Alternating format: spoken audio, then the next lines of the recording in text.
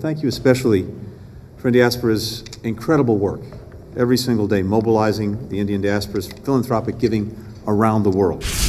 भारत में धार्मिक स्वतंत्रता को लेकर अमेरिका ने बड़ा बयान दिया है। अमेरिका ने साफ किया कि धार्मिक स्वतंत्रता के लिए भारत को इस साल अत्यंत चिंताजनक स्थिति वाले देश या विशेष निगरानी सूची में नहीं रखा जाएगा।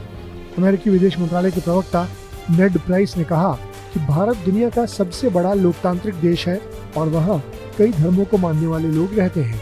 नेड प्राइस का बयान ऐसे समय में आया है जब हाल ही में अमेरिकी विदेश मंत्री एंटनी ब्लिंकन ने चीन, पाकिस्तान और म्यांमार समेत 12 देशों को अत्यंत चिंताजनक स्थिति वाले देश की सूची में शामिल करने की घोषणा की थी। क्यूबा और निकारागुआ को इस सूची में पहली बार शामिल किया गया है। जून 2022 में भी इस तरह की रिपोर्ट सामने आई थी और तब भारत सरकार की ओर से विदेश मंत्रालय के प्रवक्ता अरिंदम बागची ने उसे नकार दिया था और कहा था कि ये बहुत ही दुर्भाग्य की बात है कि अंतर्राष्ट्रीय संबंधों में वोट बैंक की राजनीति की जा रही है। इस रिपोर्ट में भारत को लेकर पक्षपाती और भारत के खिलाफ प्रेरित इनपुट को शामिल किया गया है। अमेरिकी विदेश मंत्रालय को इस तरह की रिपोर्ट बनाने में पक्षपातपूर्ण इनपुट लेने से बचना चाहिए। भारत हमेशा इस बात पर जोर देता रहा है कि देश में धार्मिक स्वतंत्रता के लिए संविधान से पर्याप्त अधिकार प्रदान किए गए हैं।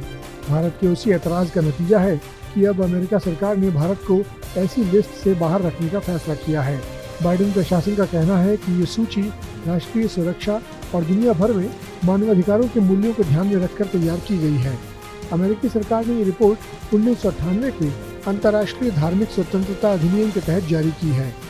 भारत को इस सूची में नहीं शामिल करने के सवालों का जवाब देते हुए नेड प्राइस ने कहा कि दुनिया के दो सबसे बड़े लोकतांत्रिक देशों के रूप में भारत और अमेरिका धार्मिक स्वतंत्रता सुनिश्चित करने के लिए प्रतिबद्ध हैं और इसके लिए दोनों देशों के अधिकारी आपसी तालमेल बनाए रखेंगे। कुल मिलाकर ये कहा जा सकता है कि अब अमेरिका ये मानता है कि भारत में सभी धर्मों के लोगों को धार्मिक स्वतंत्रता का अधिकार है। इस वीडियो पर आपकी क्या प्रतिक्रिया है, कमेंट सेक्शन में हमें जरूर बताएं। साथ ही देश और दुनिया की खबरों के लिए सब्सक्राइब करें आज तक।